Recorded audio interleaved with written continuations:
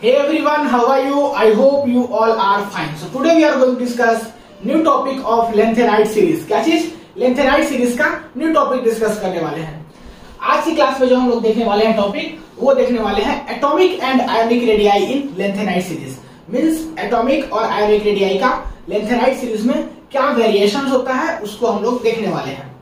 तो ये चीज देख लेंगे, उसके बाद फिर जो हम बात करेंगे वो बात करेंगे lengthenite कॉन्ट्रैक्शन के बारे में। तो आपका हेडिंग क्या होगा? एटॉमिक एंड आयोनिक रेडियाई, और फिर ब्रैकेट में करके आप लिख दीजिए lengthenite कॉन्ट्रैक्शन, क्योंकि एटॉमिक और आयोनिक रेडियाई का वेरिएशन सबसे फर्स्ट देखेंगे, और जब ये चीज समझ जाइएगा तो फिर lengthenite कॉन्ट्रैक्शंस का डेफिनेशन देख लेंगे हम लोग। ठीक है कि lengthenite कॉन्ट्रैक्शन होता क्या है। सबसे फर्स्ट बात करें lengthenite सीरीज का, तो lengthenite सीरीज का एलिमेंट होता है लैंथेनम से लेकर के ल्यूटेटियम तक, दैट इज की La से लेकर के Lu तक। ठीक है, इसका एटॉमिक नंबर होता है लैंथेनम का 57 और ल्यूटेटियम जो लास्ट वाला है उसका होता है 71।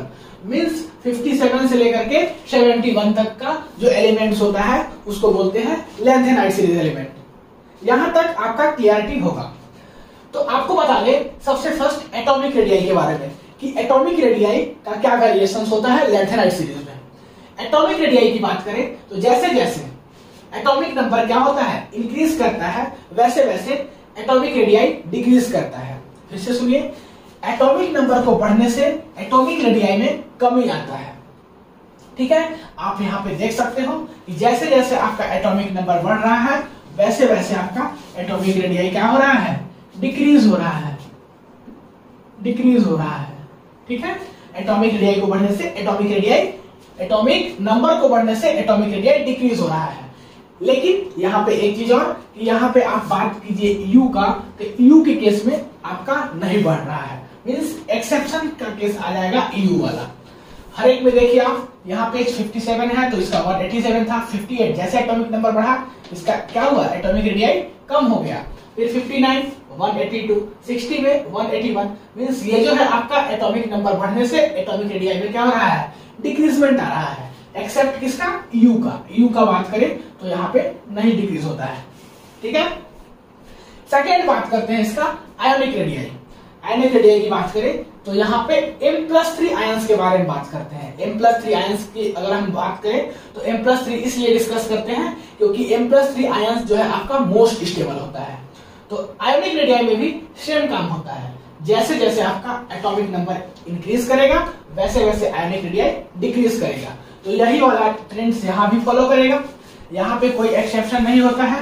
आप देख लीजिए पूरा में आपका क्या कर रहा है, डिक्रीज कर रहा है। जैसे जैसे आपका एटॉमिक नंबर इंक्रीज करेगा वैसे वैसे आयोनिक रेडियाई डिक्रीज करेगा। ठीक है, डिक्रीज करेगा। तो उम्मीद है कि आपको वेरिएशन समझ में आ गया होगा एटॉमिक एंड आयोनिक रेडियाई का lengthenite सीरीज में। अब बात करते हैं कि lengthenite कॉन्ट्रैक्शन होता क्या है। lengthenite कॉन्ट्रैक्शंस की बात करें तो इसका डेफिनेशन यहाँ पे लिखा हुआ है, एक बार पढ़िए आपको समझ में आ जाएगा। अगर ये कॉन्सेप्ट क्लियर हो गया होगा तो ये भी तुरंत समझ में आ जाएगा। The steady decrease in atomic radii except U and ionic radii of lengthenite elements with increasing atomic number is called lengthenite contraction। हम बता दें कि जो स्टेडी डिक्रीजमेंट होता है किसमें, एटॉमिक रेडियाई में और आयोनिक रेडियाई में, इसके साथ एटॉमिक नंबर को इंक्रीज करने के साथ उसी को क्या बोलते हैं, lengthenite contraction। आपको बता दें कि एटॉमिक रेडियाई के केस में आपका U को छोड़ करके, क्योंकि U के केस में जो है आपका वो नहीं इंक्रीज करता। ठीक है, U के केस में आप देख लीजिए, इससे पहले वाला 180 था तो यहाँ 180 से कम होना चाहिए था, रहता कितना है 199। ठीक है, तो U को छोड़ करके। तो एक बार फिर से हम इसको रिवीजन करें कि क्या होता है lengthenite कॉन्ट्रैक्शन।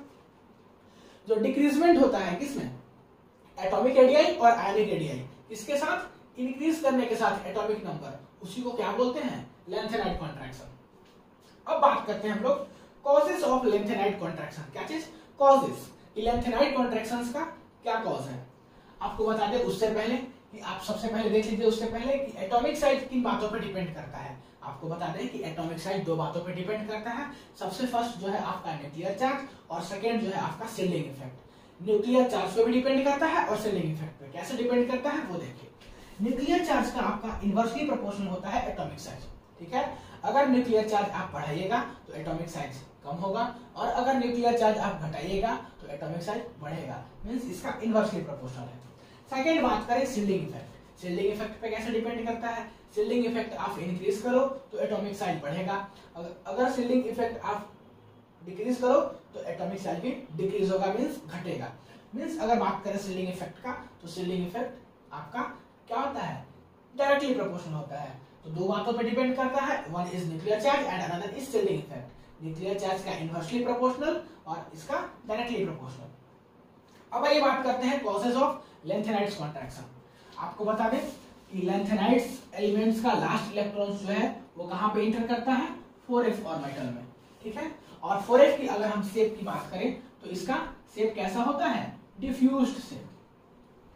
डिफ्यूज्ड शेप कहने का मतलब क्या? कि कुछ बिखरा हुआ शेप। और डिफ्यूज्ड शेप होने के कारण उनके अंदर का जो इलेक्ट्रॉन्स होता है वो उनको शील्ड नहीं कर पाता। डिफ्यूज्ड शेप होने के कारण उनके अंदर का इलेक्ट्रॉन उनको शील्ड नहीं कर पाता, और जब शील्ड नहीं करेगा तो इसका क्या होगा? लो शील्डिंग होगा। क्या होगा? लो शील्डिंग होगा। और लो शील्डिंग होगा तो इसका क्या होगा? एटॉमिक साइज डिक्रीज करेगा। मींस एटॉमिक साइज क्या करेगा? इसका डिक्रीज करेगा, क्योंकि हम अभी पढ़े कि आपका शील्डिंग लो होगा तो एटॉमिक साइज डिक्रीज करेगा, और शील्डिंग हाई होगा तो एटॉमिक साइज इंक्रीज करेगा। और ये जो एटॉमिक साइज में कमी आता है इस एटॉमिक नंबर को बढ़ने से, ये जो एटॉमिक साइज में कमी आता है इस एटॉमिक नंबर को बढ़ने से, उस कमी को ही क्या बोलते हैं? Lanthanide contraction. क्या बोलते हैं? Lanthanide contraction. तो उम्मीद है कि आपको यहां तक सारा बातें आपको समझ में आ गया होगा। अब हम लोग बात करते हैं कंसिक्वेंस ऑफ लेंथेनाइड कॉन्ट्रैक्शन। तो फटाक से यहां तक आप वीडियो को पॉज करके नोट कर लीजिए। अब बात करते हैं कंसिक्वेंस, दैट इज उसका क्या परिणाम है। कंसिक्वेंस का क्या मतलब होता है? उसका परिणाम लेंथेनाइड कॉन्ट्रैक्शन का। तो फटाफट इसको नोट कीजिए, मिटाते हैं, फिर बात करते हैं कंसिक्वेंस ऑफ लेंथेनाइड कॉन्ट्रैक्शन। देखिए अब बात करते हैं consequence of lanthanides contraction. Means इसका कंसिक्वेंस क्या क्या है? इसका 4-5 कंसिक्वेंस होता है। सबसे फर्स्ट हम बात करें तो इसका होता है फर्स्ट कंसिक्वेंस कि the atomic radii of two elements in pair. दो एलिमेंट्स का एटॉमिक रेडियाई किसमें होता है? पेयर में होता है। देखिए हम बात करें 3D एलिमेंट्स की, तो 3D एलिमेंट्स में लेंथेनाइड्स कॉन्ट्रैक्शंस होने के कारण इसका 4D और 5D का कुछ एलिमेंट्स का एटॉमिक रेडियाई क्या होता है? एटॉमिक रेडियस लगभग बराबर होता है। फिर से सुनिए, हम क्या बोले कि 3D एलिमेंट्स में लेंथेनाइड्स कॉन्ट्रैक्शंस होने के कारण इसका 4D और 5D का कुछ एलिमेंट्स का क्या होता है? एटॉमिक रेडियस लगभग बराबर होता है। आइए इस बात को हम समझते हैं। यहाँ पे दिख रहा होगा कि 3D का एलिमेंट, 4D का एलिमेंट और 5D का एलिमेंट्स लिखा हुआ है। साथ ही साथ सबका जो है आपका एटॉमिक रेडियस भी लिखा हुआ है। यहाँ पे देखिए स्कैंडियम से इट्रियम की ओर, नहीं ये कौन सा ग्रुप है? थर्ड ग्रुप है। थर्ड ग्रुप है। थर्ड ग्रुप में बात करें तो स्कैंडियम से इट्रियम की ओर आपका एटॉमिक रेडियस क्या हो रहा है? इंक्रीज हो रहा है। क्या इंक्रीज हो रहा है? Atomic radius. वही बात करें तो इट्रियम से लैंथनम की ओर यहाँ पर भी क्या हो रहा है? एटॉमिक रेडियस इंक्रीज हो रहा है। आप देख लीजिए यहाँ 160 था, यहाँ 180 हुआ, यहाँ पे देखिए 180 था, यहाँ 187 हुआ। अगर हम बात करें फोर्थ ग्रुप का तो यहाँ देखिए टाइटेनियम से जिरकोनियम की ओर जा रहे हैं, तो एटॉमिक रेडियस क्या हो रहा है? इंक्रीज कर रहा है। 147 था, 160 हो गया, ठीक है। जिरकोनियम से हॉफनियम की ओर बात करें तो यहाँ पे आपका एटॉमिक रेडियस लगभग बराबर है। क्या है? लगभग बराबर है। यहाँ देखिए 160 और यहाँ देखिए हॉफनियम का 158, तो लगभग क्या है? यहाँ पे बराबर है।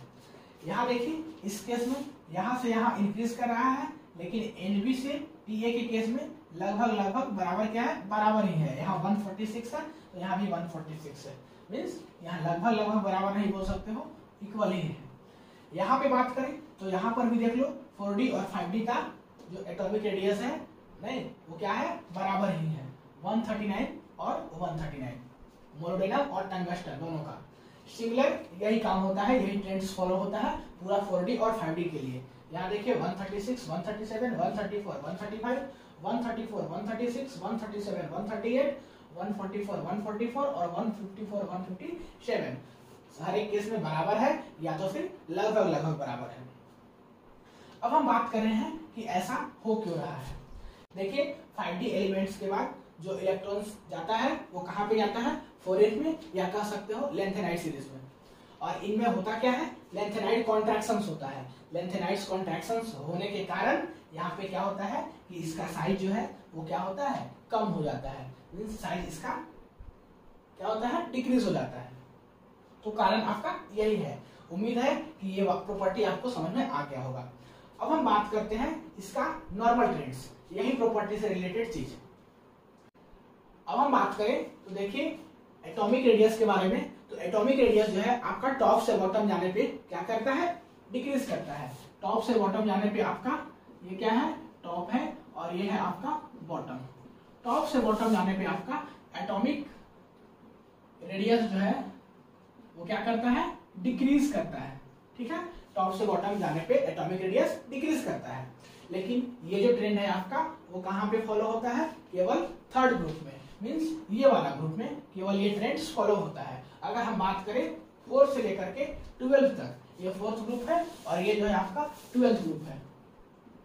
12th ग्रुप है तो 4 से 12 ग्रुप तक की अगर हम बात करें तो यहाँ पे क्या होता है कि 4D और 5D का एलिमेंट्स का एटॉमिक रेडियस लगभग लगभग बराबर होता है। ये ट्रेंड्स कहाँ पे फॉलो होता है, ये ट्रेंड्स केवल आपका थर्ड ग्रुप के लिए है।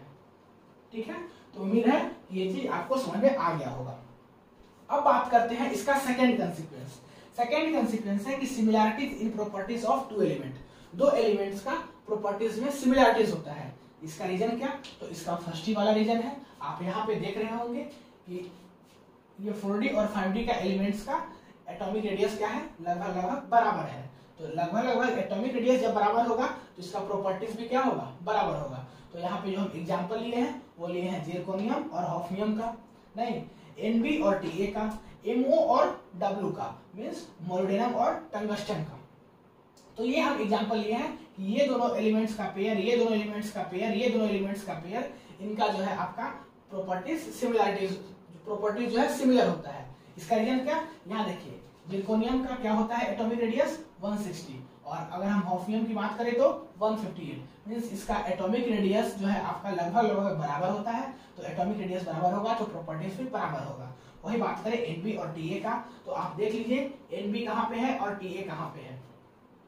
Nb देखिए यहाँ पे है 146 और Ta भी 146। दोनों का आपका एटॉमिक नंबर बराबर है तो इसका क्या होगा, प्रॉपर्टीज भी बराबर होगा, सिमिलरिटीज होगा, सिमिलर होगा।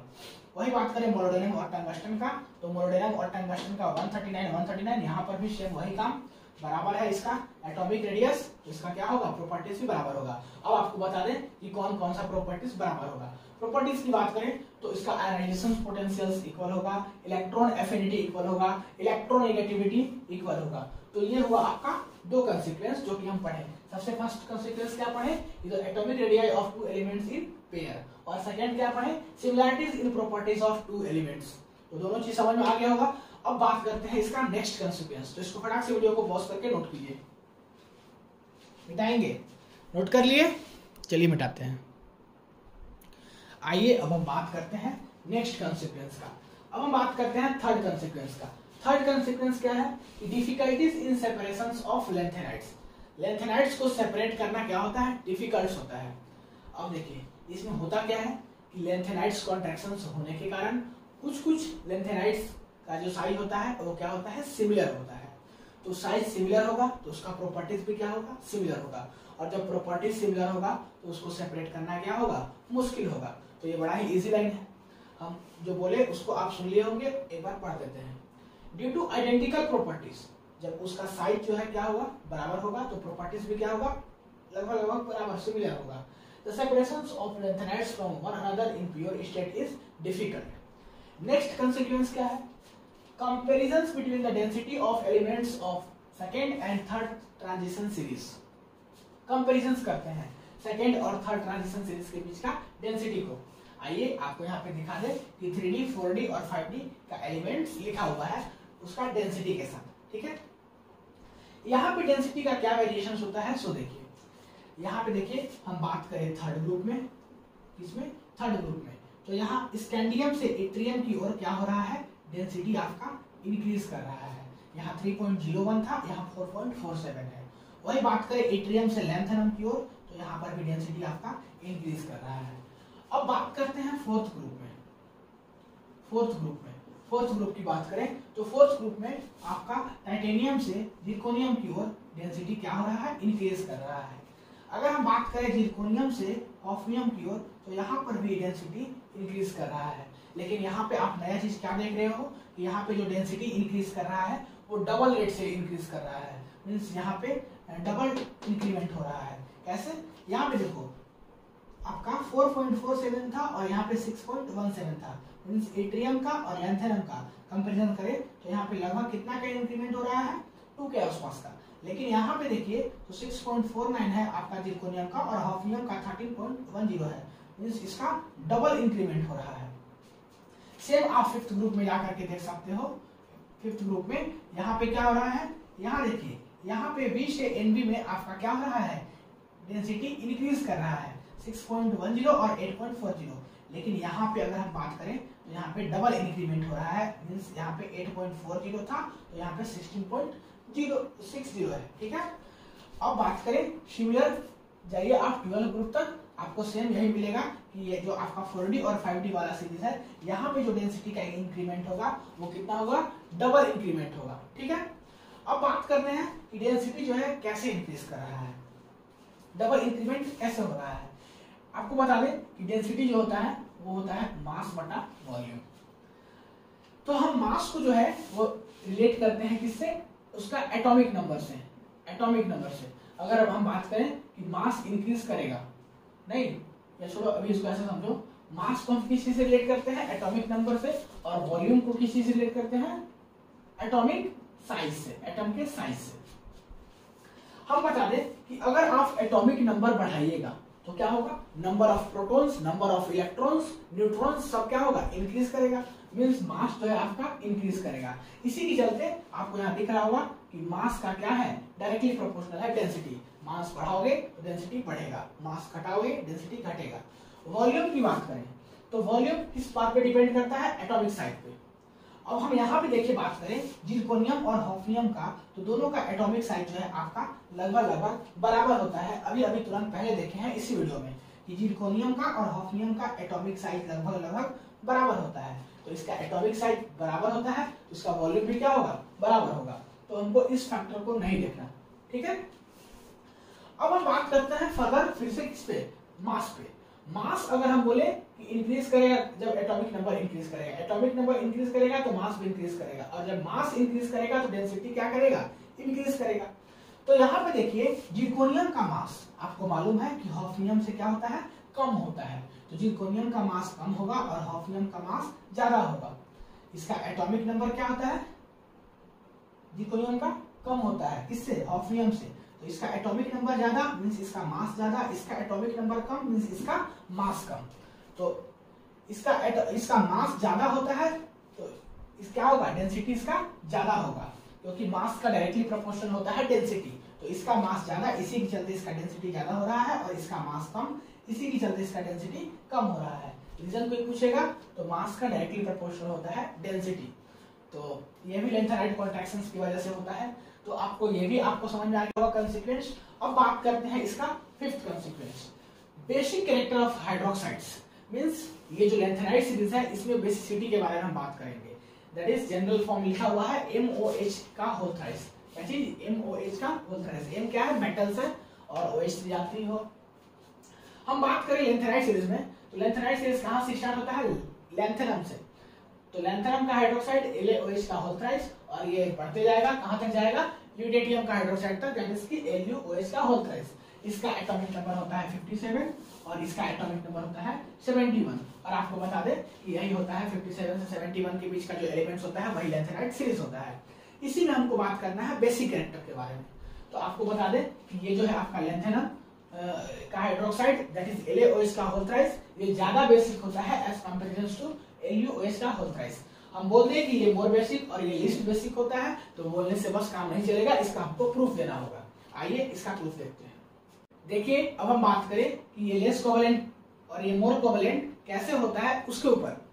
आपको बता दें कि ये लेस कोवेलेंट और मोर कोवेलेंट का कॉन्सेप्ट समझाता है आपको फजांस रूल्स। उससे पहले आपको बता दें कि आपका जो है लैंथेनम का साइज जो है यहाँ पे क्या होता है, बड़ा होता है, और जैसे जैसे इधर जाते हैं आपका साइज जो है क्या होता है, डिक्रीज करता है, नहीं साइज छोटा हो जाता है। तो फजांस रूल्स क्या एक्सप्लेन करता है कि जिसका साइज बड़ा होगा, जिसका साइज बड़ा होगा उसका कोवेलेंट कैरेक्टर क्या होगा, लेस होगा, कम होगा, और जिसका साइज छोटा होगा उसका कोवेलेंट कैरेक्टर क्या होगा, बड़ा होगा, मींस ज्यादा होगा, कोवेलेंट कैरेक्टर मोर होगा। अब देखिए लैंथेनम का 57 है, इसका साइज ज्यादा है, जैसे जैसे ल्यूटेशियम की तरफ जाएंगे तो साइज क्या होगा, धीरे धीरे घटते जाएगा। तो लेस कोवेलेंट कैरेक्टर है, धीरे धीरे क्या होगा, इसका कोवेलेंट कैरेक्टर बढ़ते जाएगा। कौन एक्सप्लेन किया, फजांस रूल। तो अगर ये लेस कोवेलेंट होगा तो ऑब्वियस सी बात है कि ये मोर आयोनिक होगा। लेस कोवेलेंट मोर आयोनिक, तो लेस कोवेलेंट होगा, मोर आयोनिक होगा, तो इजीली OH माइनस ये जो है एक्वस सॉल्यूशंस में हमको दे देगा, और जो इजीली OH माइनस दे देगा वो क्या होगा, मोर बेसिक। तो हम जो बोले थे कि मोर बेसिक होता है आपका लैंथेनम का हाइड्रोक्साइड्स, वो इसीलिए बोले थे ये जो है आपका easily OH minus aqueous solutions में दे देता है। वही बात करें कि ये मोर कोवेलेंट है तो ये आपका आयोनिक जो है बहुत लेस आयोनिक होगा, मींस ये इजीली OH माइनस हमको नहीं दे पाएगा एक्वस सॉल्यूशंस में, और easily OH minus aqueous solutions में नहीं दे पाएगा तो ये क्या है, लिस्ट बेसिक है। ठीक है, तो आपसे कोई पूछे कि लैंथेनम सीरीज में, लैंथेनाइड सीरीज में, नॉट लैंथेनम, लैंथेनाइड सीरीज में हाइड्रोक्साइड्स का वेरिएशंस कैसे होता है तो आपको बताना होगा।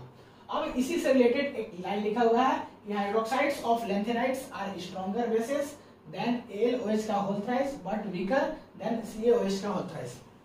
यहाँ पे भी रीजन वही कि ये है आपका मोर कोवेलेंट और ये है आपका मोर आयोनिक। अब मोर आयोनिक है ये, तो ये इजीली OH माइनस हमको दे देगा किसमें, एक्वस सॉल्यूशंस में, इसलिए ये आपका क्या है, मोर बेसिक है। वही बात करें ये मोर कोवेलेंट है, तो मोर कोवेलेंट है मींस लेस आपका क्या है, आयोनिक है, ये इजीली OH माइनस हमको नहीं दे पाएगा एक्वस सॉल्यूशंस में, तो इसी चलते ये क्या है, लेस क्या है, बेसिक है। तो आई होप कि आपको ये सारा बात समझ में आ गया होगा। कंसिक्वेंसली हम क्या क्या इस क्लास में डिस्कस किए, हम इस क्लास में देखें कि एटॉमिक और आयोनिक रेडियाई का वेरिएशंस कैसे होता है लैंथेनाइड सीरीज में, फिर हम लोग जो देखें कि लैंथेनाइड कॉन्ट्रैक्शंस क्या होता है, फिर देखें कॉजेस ऑफ लैंथेनाइड सीरीज, और उसके बाद फिर लास्ट में देखें हम लोग कंसीक्वेंस ऑफ लैंथेनाइड सीरीज, तो या लैंथेनाइड कॉन्ट्रैक्शंस बोल सकते हैं, कंसीक्वेंस ऑफ लैंथेनाइड कॉन्ट्रैक्शंस। तो आई होप ये सारा कुछ आपको समझ में आ गया होगा। कंसीक्वेंस में टोटल 5 कंसीक्वेंस देखे, तो इसको वीडियो को पॉज करके नोट कर लीजिए। मिलते हैं अगले क्लास में नए टॉपिक के साथ लैंथेनाइड सीरीज का। तब तक के लिए पढ़ाई करते रहिए। All the very best. और जहां कहीं भी डाउट होगा आप कमेंट में पूछ सकते हो।